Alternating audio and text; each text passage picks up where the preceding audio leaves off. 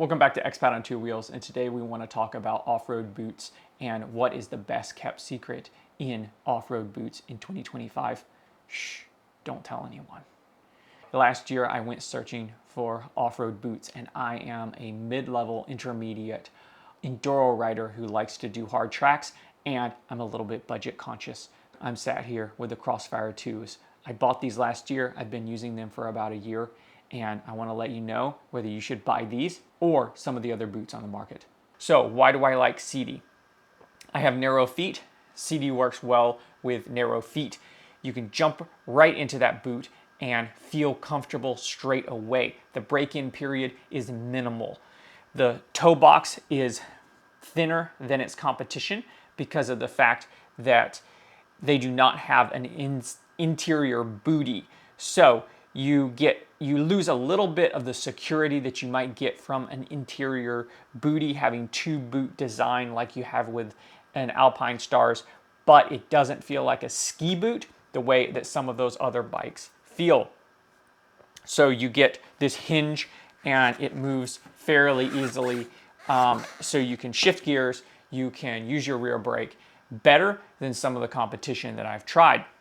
My last boots that I had were these SIDI X3s, and I love them. They're perfect. They're a mid-level boot.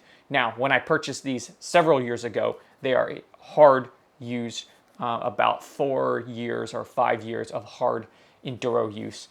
I purchased them because they're a mid-level boot, and like I said, I'm a little bit budget conscious. Back then when I bought them, I got them on sale for about $250, so they were a great bargain. And you could buy them new for about $300, $320, that kind of thing.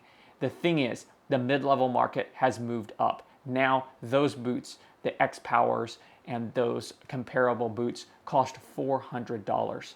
Holy schmolies! $20.71. Before taxes. Before taxes, man. Was it made out of gold? Here's the deal. When they went to the Crossfire 3s, there's still a lot of Crossfire 2s sitting around, and those boots are only about $450. So about $50 more than your mid-level boots. You know, the Alpine Tech 7s are in that same category, and they are also $400 now. An extra $50 for all this extra protection sounded like a really good deal to me. Now, I'm really attracted to your Agueda, Atojo, and Crossair boots. The Crossair were just hitting the market last year in 2024 when I was searching for boots, and they're lighter. They offer similar protection to the Crossfire at a lighter, slimmer design. They're very attractive. However, they're in the $500 to $600 price point. Holy schmolies! And that's just out of my range. I don't want to spend that much money on a pair of boots because I'm just a weekend warrior.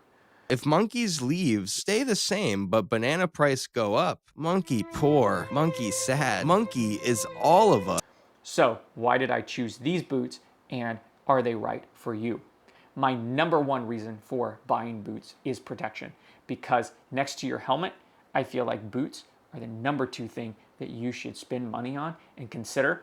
Your feet are low to the ground and they're slamming into things a lot when you're riding off-road, especially in the rocks or roots or trees, things of that nature.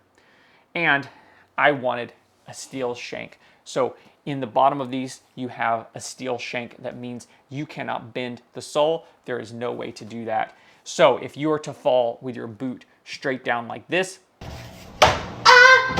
are unlikely to break your foot. Then you've got crush protection. Sometimes you fall and your boot gets trapped underneath the bike. You don't want it to get crushed, right? The rocks that are underwater are very, very slick. So I lost the front here on a big flats of rock, and I ended up upside down with my ankle caught underneath my bike. It took me a minute to get out. Here you have armor on either side.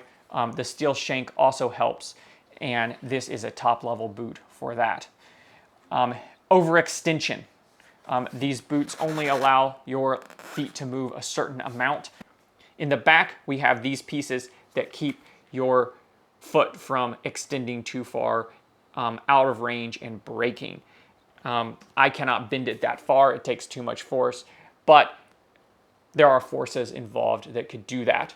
On the bottom here, we have our sole that is replaceable. You can see these screws here that you can change it if you need to.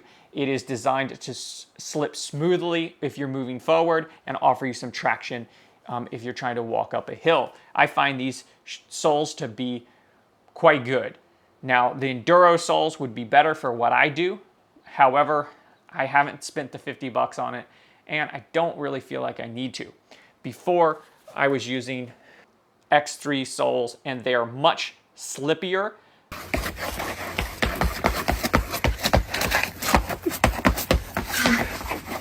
Than the Crossfire soles. So I consider these to be an upgrade. You've got your removable pieces, you've got screws all over this, and that means that if you do too much damage to one of the pieces and they wear out, you can replace them. I might not need to do that. We'll see how things go, but that is a nice feature to have in a boot like this. Now, I mentioned before that I'm attracted to the Agueda and a Tojo and Crossair because of their lightness. So how heavy are these? Is this a problem? Well, my SIDI X3s, in my size, they weigh about 3.2 kilograms. This boot here weighs about 3.9. So we're talking about 0.7, 0.8 kilograms for the two of these. Yes, they're heavier. Yes, it's noticeable. When you're on the bike, not a big deal because that weight kind of makes you feel locked in. It gives you a strong base. You want that support that you get from a good off-road boot. When you're walking around, it's a little bit noticeable, but we're talking about a pound, less than half a kilogram for each extra boot, and it's not that big a deal, really. I wouldn't consider it to be a big deal.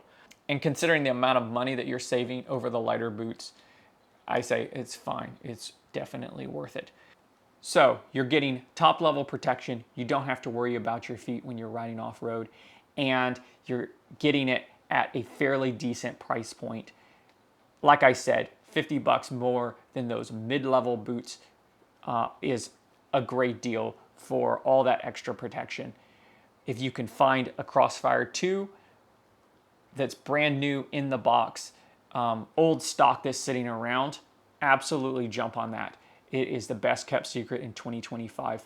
So watch this space. Join us again next time on Expat on Two Wheels. Like and subscribe. See you next time.